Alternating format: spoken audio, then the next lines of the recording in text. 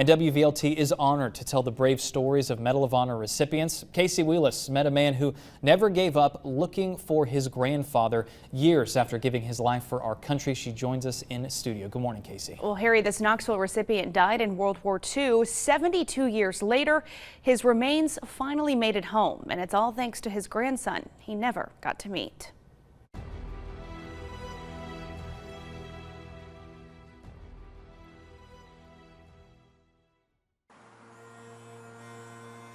Every life has a story. No matter how long or how short, each one deserves to be told. Every single person has the capacity to do a heroic thing right now. And in this case, the end of one life is where another begins. I knew him and he became my hero. This is Clay Bonnyman Evans. He's talking about his grandfather, First Lieutenant Alexander Bonnyman Jr., a Marine and Medal of Honor recipient. He wanted to do his part, so he decided to join the Marine Corps at age 31, which is highly unusual. He was much older than most of the men he went in with. 2 months after being promoted to lieutenant, he led his men into a fight against more than 150 Japanese soldiers in the Battle of Tarawa.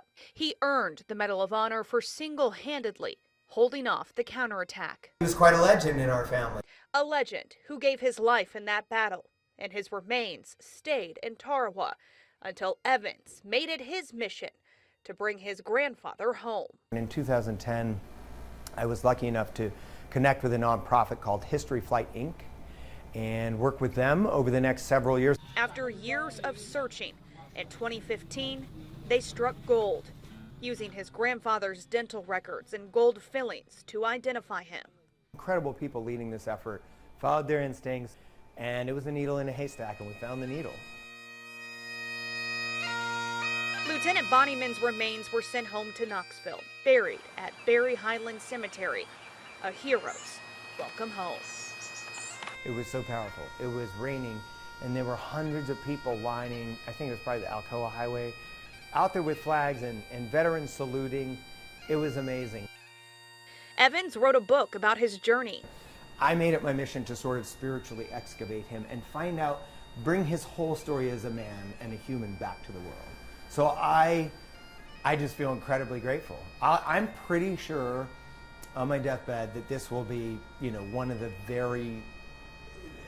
things in my life I'm most proud of. This Medal of Honor moment brought to you by the Garza Law Firm and Guardian Foundation Repair. And right now you can see an exhibit honoring Lieutenant Bonnyman at the Medal of Honor Museum in Chattanooga. It includes his medal, artifacts, and the exact telegram sent to his wife notifying her about his death in 1943. And Harry, they have decided to make that a permanent exhibit there at the Medal of Honor Heritage Museum in Chattanooga. If you want to check it out, you definitely have time. And that is incredible. For him to go and find his body in Tarawa is it was, incredible. like he said, a needle in a haystack, and they were able to find it. So finally, a hero's welcome home for this Medal of Honor recipient. Incredible stuff, Casey.